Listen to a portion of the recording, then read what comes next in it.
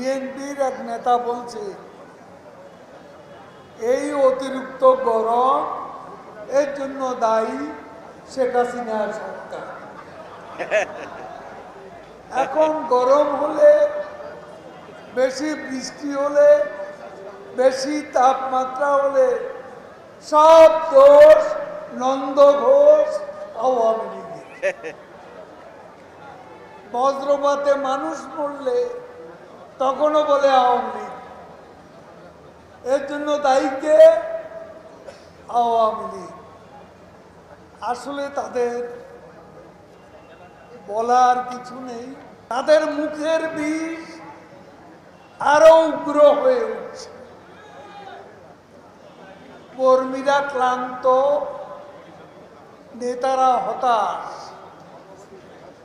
কেউ কেউ আবার বিদেশে পাড়ি জমিয়েছে।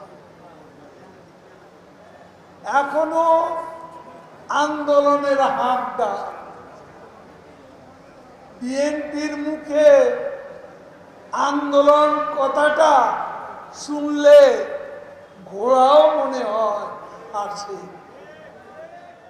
ঘোড়ারও আশঙ্কা বিএনপি আন্দোলন করবে।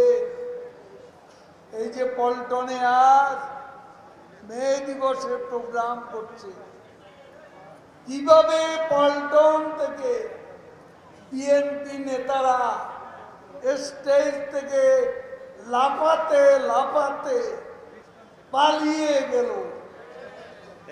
বলল কি আওয়ামী লীগ পালাবার পথ পাবে না। সেদিন দেখলাম বিএনপি পালাবার পথ পাচ্ছে না। আন্দোলনের শক্তি তাদের নেই।